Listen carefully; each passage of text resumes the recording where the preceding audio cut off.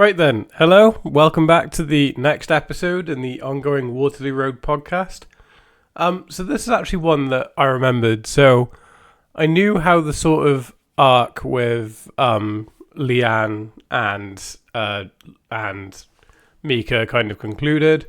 I remember Dante and Chloe going to the restaurant and confronting Lewis. It was sort of an organic way to kind of keep Lewis relevant. I know he appeared in the last episode, but this is sort of keeping him relevant on the show, bringing him into the mix and all that. We see developments in Jack's relationship with Davina. We see Lorna and Andrew go out for a meal and kiss, and things sort of progress from there.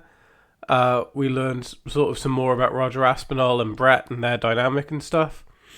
So, yeah, quite a lot's happened, so I thought I would have all of those before I go through it.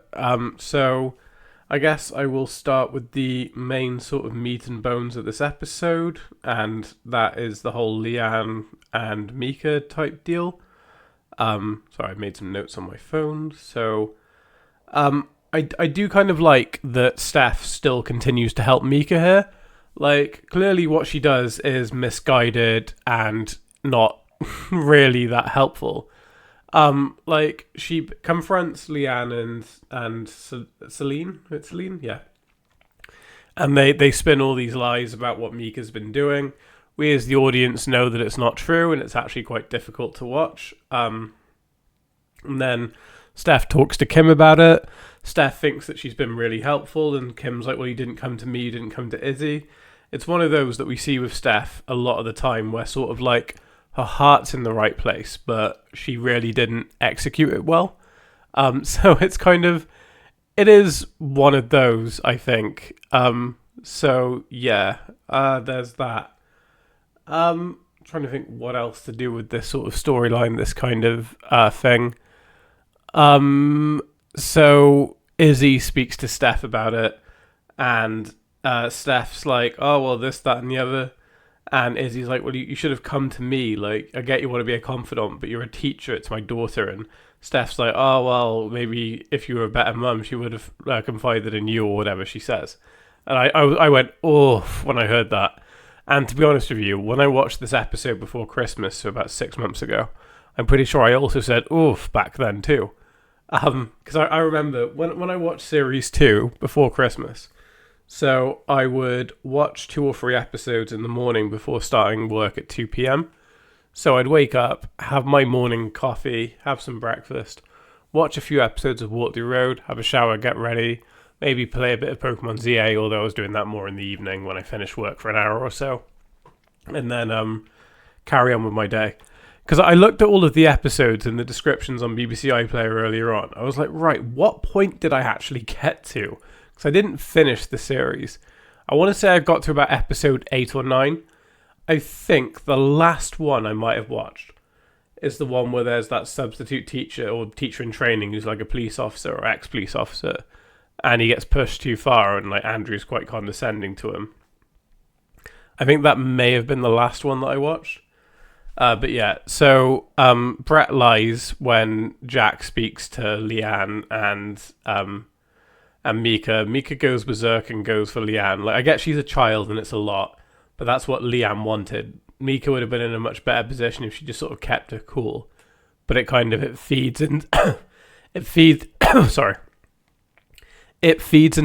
whole thing of like, oh, she's bullying me, she's attacking me, this, that, and the other.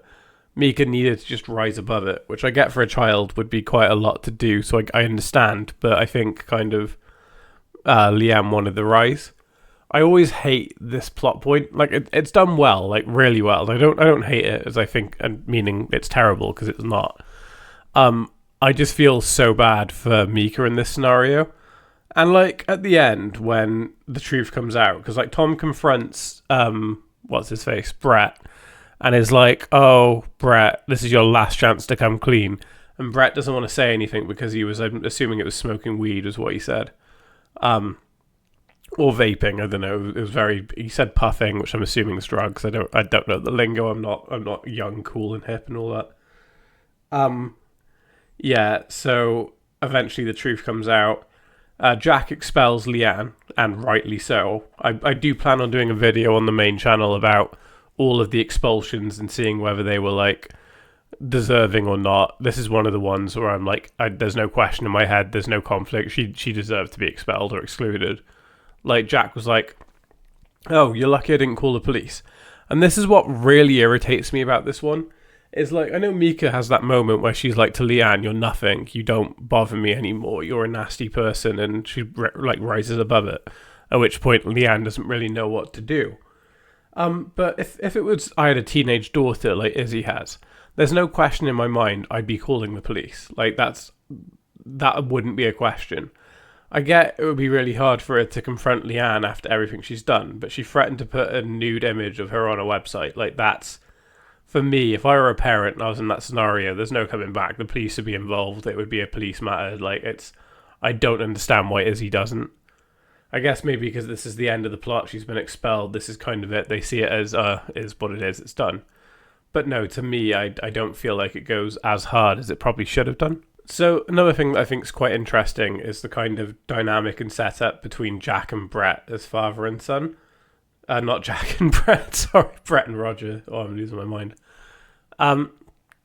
Like, Brett is like, why is he back in charge? And Roger's like, Trenneman walked, so I had no choice. And then Brett's like, you need to be like getting a job ad out there. And he's like, believe me, I am.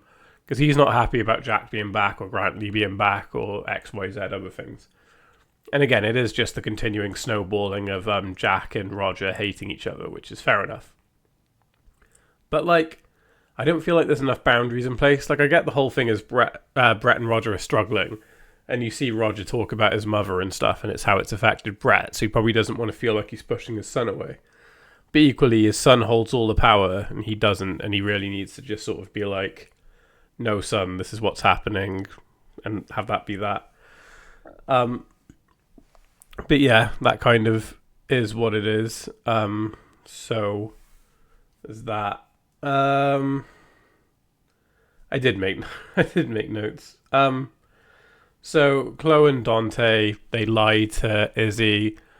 Chloe says she's staying at a friend's house. Dante's dad's away in Ireland, so Dante's got £400 a free house and is taking advantage of it. I mean, if I was a teenager and I was in a similar situation, I'd do the same thing, so I can't really judge.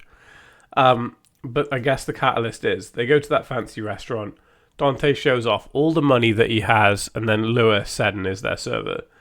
And the issue is, Dante kind of backs himself into a corner, kind of. So Lewis basically forces him to give him a big tip, which is a bit annoying, but I would have just £20, done it, it's happened, whatever I get.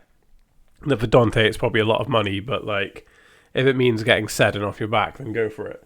So at the last minute, Dante takes the tip back, and Lewis is annoyed and basically drops in at Dante's house. Dante tries lying and is like, my dad's asleep upstairs. And Lewis and his mate are like, we can't see your dad's car anywhere. So they just sort of come in and basically trash the place, which like feeds nicely into the next episode. But like I said, if Dante just left that £20 note, this so easily could have been avoided. But I guess Dante was just a bit like, nah, like, I want the money. I get that a lot of Dante's personality is impulsivity, especially when he's young. I mean, we still kind of see it a bit now in the modern series, but he's a lot more mature and level-headed than this kid that we see in front. It's kind of why I think Izzy in the show, the modern show, his child is sort of mirroring his sort of personality a bit now. I guess that she's a lot more like brutal than he was, but like I think that's sort of what they're going for. And yeah, to Dante, it was like, yeah, he loves Chloe, they've got this opportunity, and this is meant to be their first time. They're supposed to go upstairs and, well, not supposed to, that's worded badly. She consents and they are gonna go do the hanky-panky or whatever.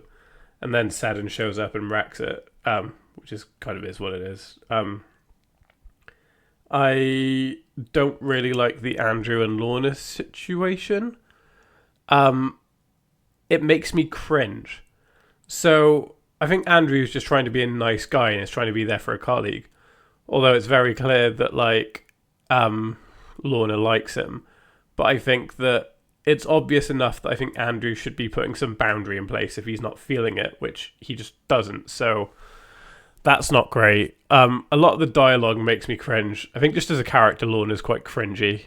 Um, it's when she's like, "Oh, I've got a new flat and I've got a new man." It's like, new man, you went out with Andrew once. It was meant to be a work thing, and then he tried making out with him. Like, it's very weird. But Andrew didn't seem to stop it.